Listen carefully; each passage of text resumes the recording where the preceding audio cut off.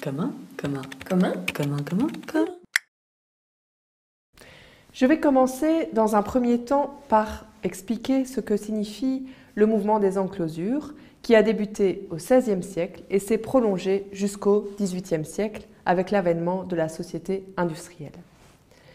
Pour élaborer cette définition, je vais continuer de me baser sur l'ouvrage Caliban et la sorcière de Silvia Federici que j'avais déjà présenté dans la vidéo précédente. Au Moyen-Âge, les paysans pratiquaient donc une agriculture open field sur les terrains communaux. Et cela présentait un certain nombre d'avantages. Tout d'abord, ça protégeait les paysans des mauvaises moissons du fait de la variété des parcelles auxquelles une famille avait accès. Il permettait aussi une gestion du temps de travail parce que chaque parcelle nécessitait d'être entretenue à un moment différent de l'année. Et aussi, fondamentalement, ils incitaient à un mode de vie démocratique reposant sur l'autogestion et l'autonomie, dans la mesure où toutes les décisions, quand planter, quand récolter, quand assécher les marais, combien d'animaux sont admis sur les communaux, étaient prises par des assemblées paysannes. Au XVIe siècle débute le mouvement des enclosures qui va mettre fin à ce mode de vie. Enclosure signifie entourer un terrain avec des clôtures, des fossés ou autres obstacles au libre passage des hommes et des animaux.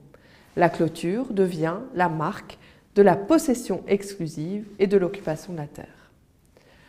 À un moment de l'histoire, avec l'essor des manufactures lainières, les seigneurs se sont progressivement appropriés toute une série de terrains qui étaient auparavant communaux et qui étaient donc gérés de façon collective par les paysans.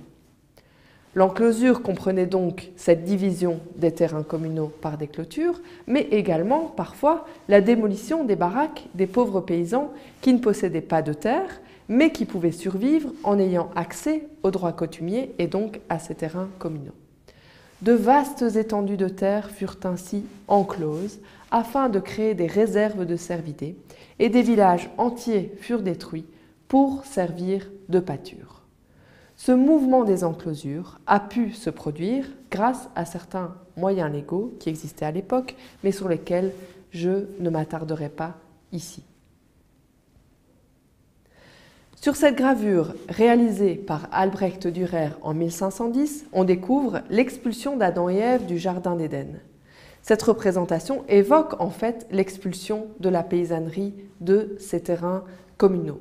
C'est un processus qui n'en était qu'à ses balbutiements en 1510, au moment où Albrecht Dürer réalise cette gravure, mais qui s'est étendu à toute l'Europe pendant les siècles qui ont suivi. Pour choisir encore une autre illustration de ce mouvement des enclosures, il y a également le livre Utopie, écrit par Thomas More en 1516. Dans sa première partie, il nous parle des conséquences du mouvement des enclosures pour les petits paysans. Il y décrit la désolation et l'angoisse que produisent ces expulsions de masse. Il en parle de façon métaphorique et suggère que l'élevage massif des moutons prive toute une partie de la population de ses moyens de subsistance. Je le cite, « Des moutons qui étaient devenus de si grands dévoreurs et si sauvages qu'ils pouvaient manger et avaler jusqu'aux hommes eux-mêmes.